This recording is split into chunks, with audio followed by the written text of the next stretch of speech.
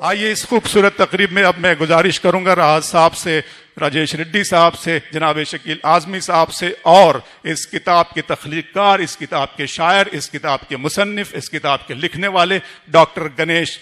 गायकवाड़ आगा साहब, जो न सिर्फ इंसानों का जिस्मानी इलाज करने का हुनर जानते हैं बल्कि वो अपनी शायरी के जरिए इस टूटे फूटे समाज का रूहानी इलाज भी करते हैं। किंग मार्टिन लूथर ने कहा था कि तुम उड़ो, अगर तुम उड़ नहीं सकते हो तो दौड़ो, दौड़ नहीं सकते हो तो चलो, चल नहीं सकते हो तो रेंगते रहो मगर आगे को बढ़ते रहो। अगर रास्ते में कहीं कंकर और पत्थर हैं तो अच्छा जूता पहनकर रास्ता तय किया जा सकता है, लेकिन जूते में कंकर हो तो अच्छे रास्ते पे चलना दुश्वार हो जाता है। इसका मतलब यह है कि इंसान को अंदरूनी तौर पे मजबूत होना चाहिए, इंसान को रूहानी तौर पे मजबूत होना चाहिए। डॉक्टर गणेश गायकवाड़ आगा साहब की शक्ल में, उनकी सूरत में बुल्डाना को वो शख्स दिया है जो जिस्मानी इलाज के साथ साथ रूहानी इलाज करने का भी हुनर जानते हैं। बहुत शुक्रिया।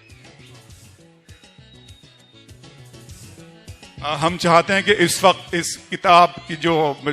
तहरीक बनी है, डॉक्टर मिसेस गणेश गायकवाड़ भाभी जी से हम गुजारिश करेंगे वो तशरीफ लाएं, और डॉक्टर साहब की प्यारी सी छोटी सी बिटिया से गुजारिश करेंगे, और डॉक्टर साहब की मम्मी से, माँ जी से गुजारिश करेंगे कि वो भी तशरीफ लाएं। एक पूरा अदबी खानवादा, एक पूरा घराना आपके सामने इस वक्त तहजीब की, बल्कि वो जिसका सियासत जिसका बहुत गलत तरीके इस्तेमाल कर दी है, और गंगा जमनी सियासत और गंगा जमनी तहजीब को कह करके पता नहीं कैसी कैसी रोटियां सेकी जाती है, लेकिन सही मंजर अगर गंगा जमनी तहजीब का आपको देखना है तो आज बुल्डाना की ये सरजमीन आपको दिखा रही है, और आप इस तारीख साज पल के इन लम्हों के गवाह बन रहे हैं। इस्तकबाल करें, जोरदार तालियां बजाएं डॉक्टर गणेश गायकवाड़ आगा साहब की इस रस्म इजरा के मौके।